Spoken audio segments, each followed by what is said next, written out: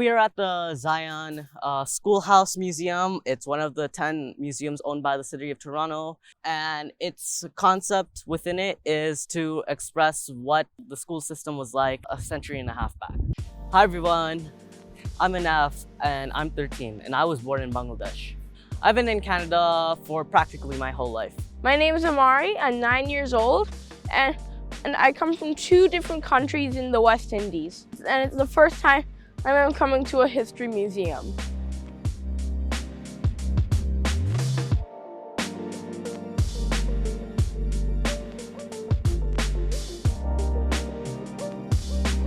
If you went to school here, you would be living on a farm out there. You just have to imagine all that stuff is not there. It's just a farm. Just all farms.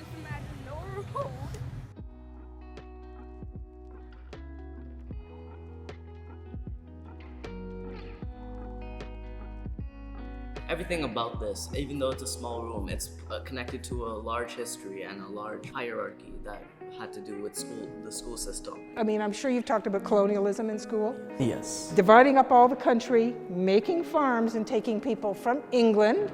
Also previous times it was from France, Ireland, Scotland, for the most part British countries, and you settled them by putting a person on a piece of land with a house and a farm, very based on an English way of doing stuff. It's a way of locking yourself in.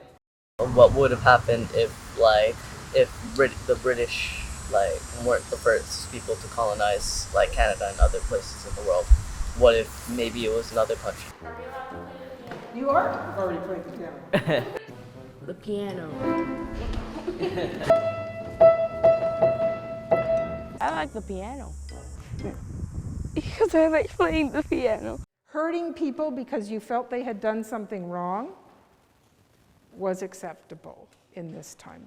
I was just shocked that they were allowed to use that, hurting each other because they thought that someone had did something wrong.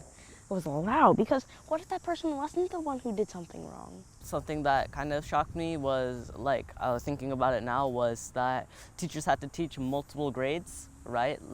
Usually nowadays where teachers stick with 1 grade for the entire year, but in this school there are so many different grade levels. So I suspect you have heard about a different kind of school that was happening in Canada in this time period, where Indigenous kids were sent.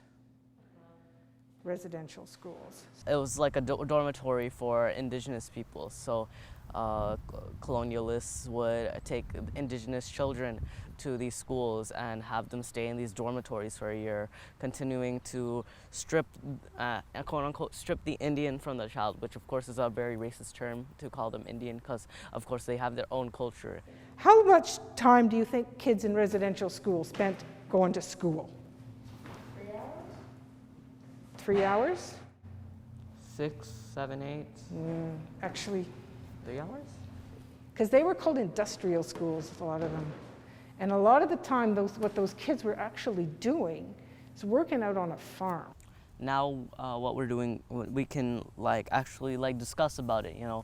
Try to make communication upon which isn't done often, right?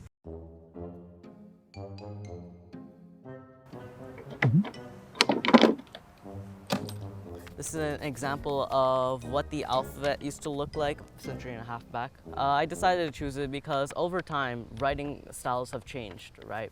Back thousands of years back, people used to use glyphs and numerals and other sources to express their writing. And writing is an art form, of course, and everyone has their own way of expressing. And back then, this was one way of expressing themselves. It's a small version of a blackboard, and I chose it so that I'm able to write stuff on it. Bye!